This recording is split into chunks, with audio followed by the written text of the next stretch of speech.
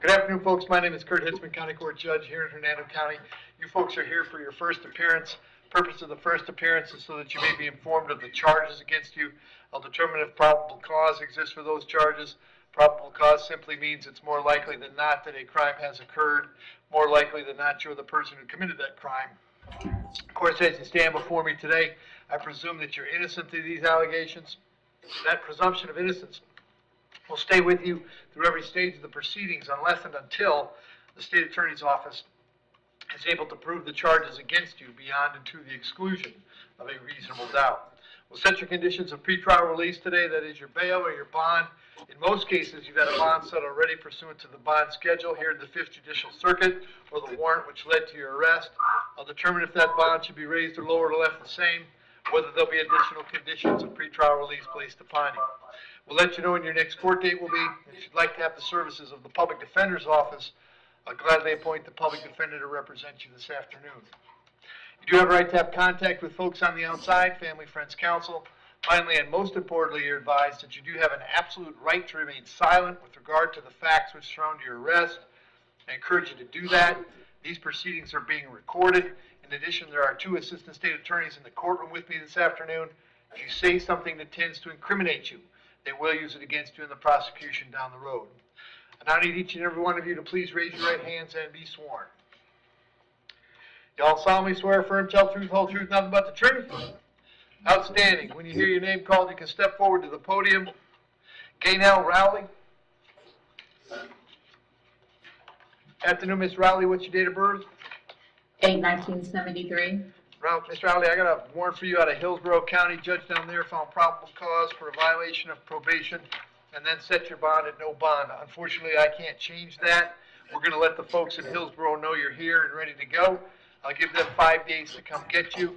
If for some strange reason you're still here in 5 days, they'll bring you back to see me and I'll find out what the holdup is, all right? Yes, sir. Thank you. Wendy Yoakum. Yes, sir. Afternoon, Wendy. What's your date of birth? 4/21/77. All right, Wendy, I've got, first I have 2 new local charges, possession of controlled substance, possession of drug paraphernalia. There's probable cause for those charges. As to those charges, you wish to represent yourself, you're going to hire private counsel. Would you like the public defender? Yes, I'd like a public I'll defender. appoint the public defender, state. Thank you. Hang on a second. So in 2024, petty theft. Also, Hang on, Wendy. another petty theft. 2024, petty theft from a farm and transit. 2 prior convictions. Resisting without violence. Another set of those. Petty theft from a farm and transit. Petty theft from farm and transit. 2024, petty theft from transit. 2 prior convictions. 2015, resisting without violence, possession of paraphernalia, petty theft. Another resisting without violence, possession of drugs, petty theft. All right, Wendy, on the local charges, on the controlled substance, I'm going to set your bond at $1,000 and the paraphernalia at $500. That's a total of $1,500. Those charges are coming back to court February 20th. The other thing I have for you is a warrant out of Pasco County. Judge down there found probable cause for a violation of probation and set your bond at no bond. So how it'll work for you, Wendy, is that if you can post the bond on the local charges, then they would take you to Pasco to deal with that VOP. If you can't post the bond on the local charges, you'd stay here till you get them resolved, and then you'd go to Pasco to deal with the VOP, all right? Yes, sir. Very good, thank you. All right. And Malik Anderson.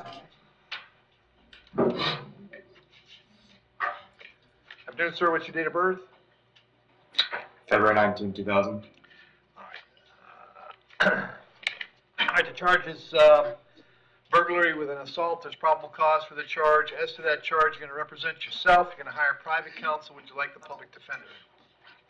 Prior counsel. Very good. State any history? None that we're seeing, Your Honor. All right.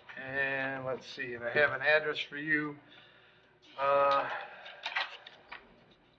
Douglas Court North in Homosassa. Is that where you live? No, that's my family's address. Okay. Where do you live? 492 Coast Drive in Spring Hill. Are you working these days? No, I'm a full-time student. To set your bond at $5,000. Condition of the bond is that you, while this charge is pending, you'll have no contact with Chloe. No contact means no contact of any kind. You don't call, you don't write, you don't email, you don't text message. You don't contact her through social media. You don't have a third person contact her. Don't go where she lives. Don't go where she works. You don't have any contact of any kind. Any way that you might imagine contacting her, I forbid you to do that. If you have contact and we find out about it, your bond can be revoked and you can be held without bond until the charges are resolved. It means no contact even if she wants the contact. If you answer your phone and hear her voice, hang up. If you're out and about and see her, turn around and run the other way. You need to understand that she cannot drop the charge against you. That is not a decision she gets to make. She may contact the state attorney's office and tell them she'd like this charge dropped, that she doesn't want to pursue this. But that decision belongs solely to the assistant state attorney handling your case.